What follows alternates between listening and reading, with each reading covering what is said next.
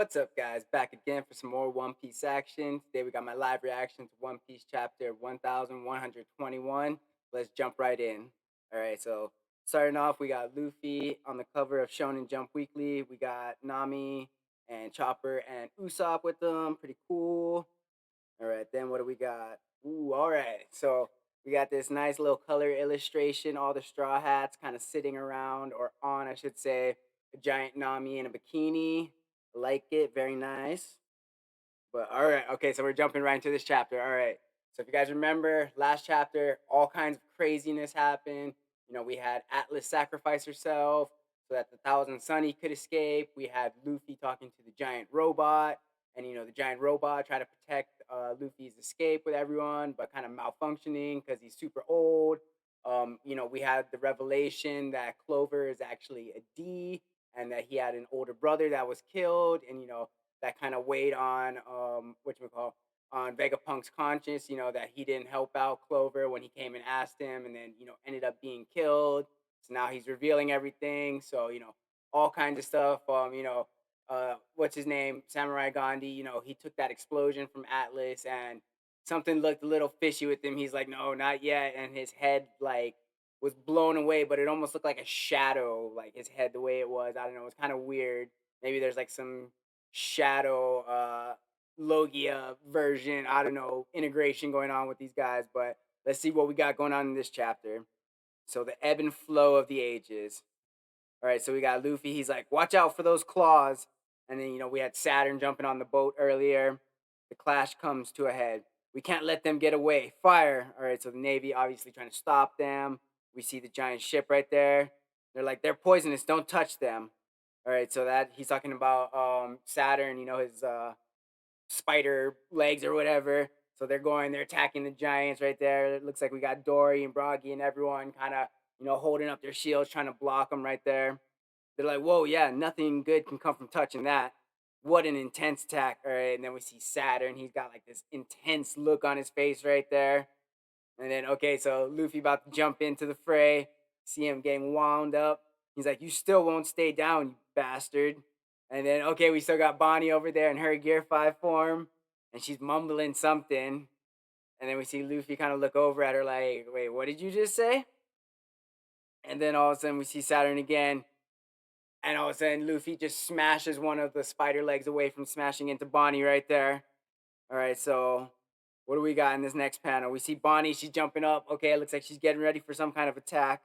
We see Saturn, though. He's instantly cued in on her from across the way. You got Dory and Broggy down there. And then all of a sudden he's like, Bonnie. And Bonnie's like, it's really taxing for her to be in this, her version of Gear Fifth, I should say.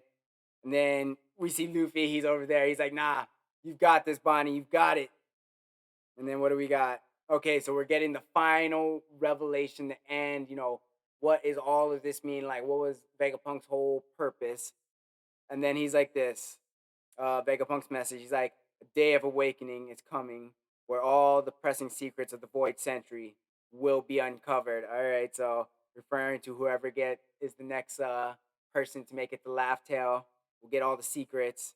And then we see Shirahoshi, who's obviously an ancient weapon. We know the weapons technology that sank the world's continents. And we see Vivi right there is still in use. All right. So, we're assuming they're talking about Uranus right there. And then we're up on one of the Sky Islands in this panel. That power is out there. All right. And then, Vegapunk is just sitting there like a G. Those with rare and unique racial ancestry are relentlessly persecuted and slaughtered today. All right. So we know he's talking about like the Buccaneers. And then, what do you call that? The Lunarians, those guys are basically been wiped out from existence. And then we see Kuma over there, all bloodied, sitting on the ship. You see Saturn's, kind of legs in the background, giants fighting him off due to some mysterious quirk of history. And then, we get this flashback of Kuma talking to Vegapunk when Vegapunk has that realization that Kuma is possibly a Buccaneer. He's like, are you a Buccaneer? He's like, what makes my blood so special anyway? Anyway, like why am I so special? Why did everyone, like me have to be executed? And then we see Marco and them listening in, and then he's just kind of got that dot dot dot going on right there. And then we see Marco starting to think about Whitebeard, a flashback of Whitebeard. He's like, and then still continuing Vegapunk's message. I'm talking about the distant past. Back then, there was a kingdom of gods up there. And then okay, we see Abner, or AKA King. You're a Lunarian. The world government is offering 100 million berries for any information on them. Then we see Puddin over there. Yes, confirmation. She's still behind bars with Blackbeard. Oh yes, I love to see it just because that makes my theories about my headcanon about Blackbeard and what some of his potential plans like. This just opens it up and confirms that it's still a possibility. So I love seeing that right there. But look, she's got three eyes. And then okay, cutting back to Egghead right now, and we see the giant ship, and they're like Nika, and okay, Bonnie looks like all the legs are closing in on her, right, getting ready for attack. And he's like, Saturn's like, you're mine. And he's like, you are but a parrot mimicking what you do not comprehend. All right, so still just condescending as ever. Anytime like the Gorosei, has something to say to anyone, they just, God, they just sound like such dicks. They're so condescending. And then all of a sudden, Luffy's like, he's had enough. He's like, enough. All of a sudden, bam, he just starts kicking away at all the legs right there. And Saturn's eyes, like, kind of start bulging out. And then he starts laughing, you know. And then Bonnie kind of looks over at him. All right, what do we got right here? Okay. Uh, okay, so this is a flashback with Kuma and Saturn back in the days. Like, you can either live as a slave or die. Nothing else can be tolerated for someone of your ilk. That is what the tides of time have decided. All right, that was when Kuma was down. He was a child. He's all bloodied up, and he's basically like, "You gotta die, like you dirty blood, basically."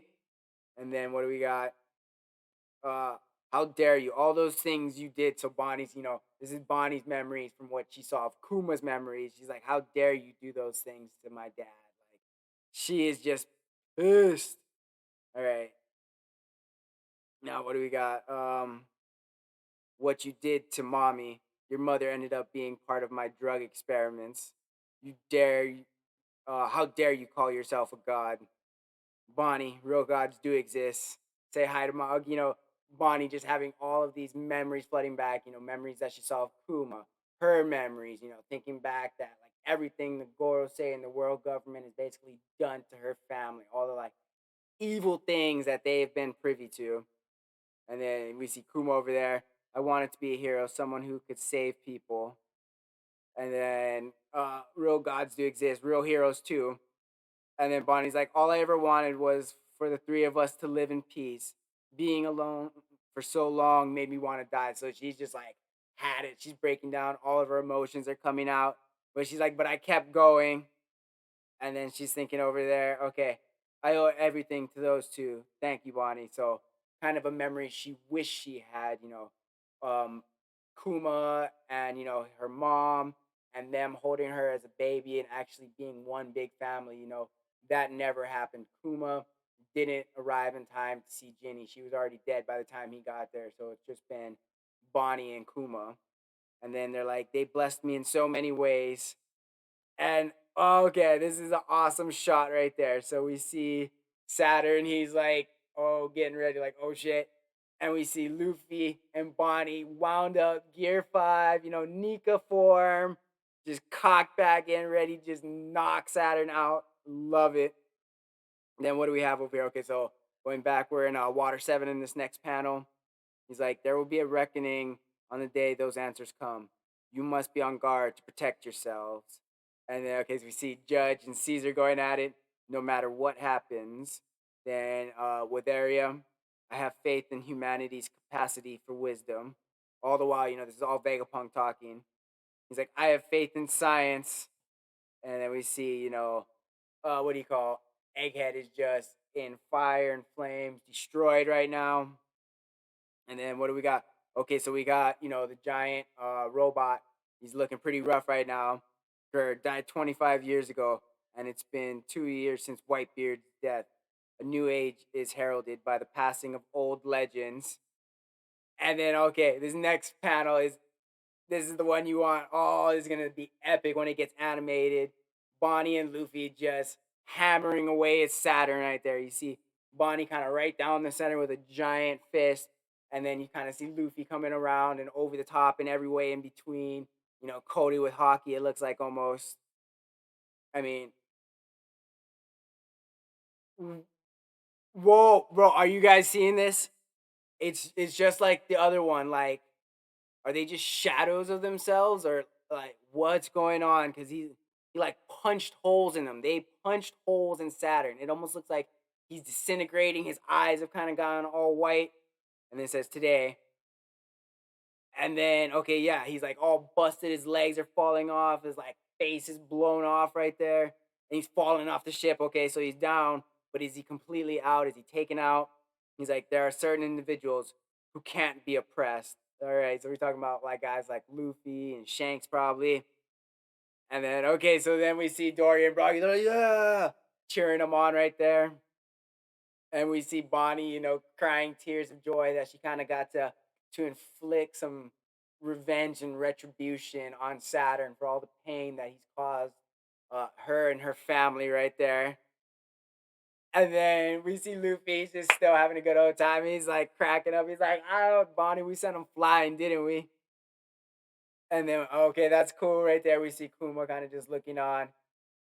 And even though he's not smiling, it almost looks like he's like, good job. You know what I mean? Like, okay, epic. And then, okay, all of a sudden we see Dory and Broggy. They're like looking up. They're like, yo, look, that's your ship, isn't it? So after all this, you know, massive battle, they're throwing down with Saturn. They just knocked them off the ship. All of a sudden they're celebrating. They're like, wait, yo, isn't that your ship up there? And then we see, okay, we see the Thousand Sunny, you know, directly above the giant ship right there, the Sunny. All right, time for a getaway. So I'm guessing this is closing out Egghead right here. And then, okay, so everybody hanging on. We see Usopp over there, you know, always looking like he's about to die when they're doing stuff like this. Yeah, we're gonna die. We're gonna fall and die. Someone save us. You see Chopper, he's got a hold of Jinbei right there. Helmsman, you know, Jinbei's manning it. And then Vegapunk's message: such individuals are probably, and we see Zoro right there, the grimace on his face. And then Vegapunk, you know, goes back to him. So he said, you know, such individuals are probably the closest to the truth. A coincidence, or did Rogers set this all in motion? All right, so he's like, you know, was this all part of Rogers' plan? And then, okay, we're coming back to, you know, that original Goldie Roger, my treasure. It's yours to find. Everything is right where I left it. Loving it. And then, okay, coming back, we see Rayleigh over there. You know, he's all bust, he's all drinking. And then we see Shocky, you know, putting a, what do you call it, a blanket on him. Race on, you'll catch a cold. And then everyone, okay, they're kind of like cheering on. All right, Vegapunk, I like where this is going. All right.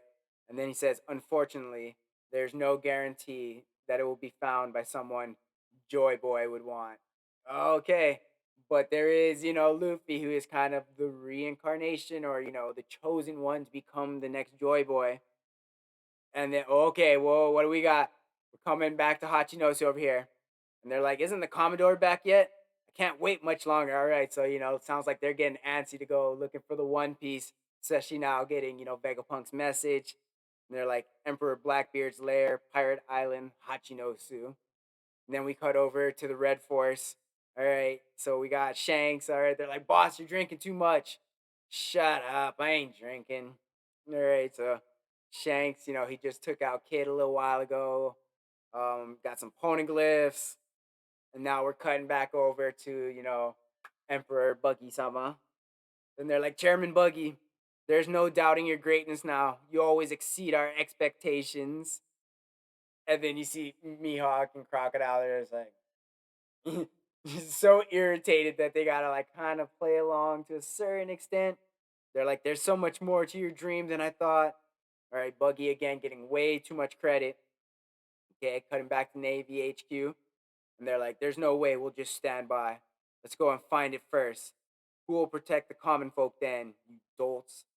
All right, so is the Navy actually gonna like assemble a force to try and go after the One Piece as well? Is that what we're about to see? And then we see Vegapunk. All right, I think he's wrapping it up. He's like, "There's no stopping this now. The fate of this world will be decided by whoever finds it." All right, so first one to find it kind of dictates the outcome, because as we've just discussed, history is written by the winners. So whoever finds it, they get to write history basically. And then we see the four emperors right there. We got Shanks, we got Luffy, Blackbeard, and the figurehead Buggy. It all depends on who finds the One Piece. And damn, okay, we got even a few more contenders. We see Sakazuki right there. We see Dragon. Who is that? You guys, someone knows who the sword is. Is that? I don't think that's. No, I was gonna say, is that what's his name? But no, you see him over on the left. We see Emu. We see Kobe. We see Aokiji. We see Sabo. We see uh Fingerlin.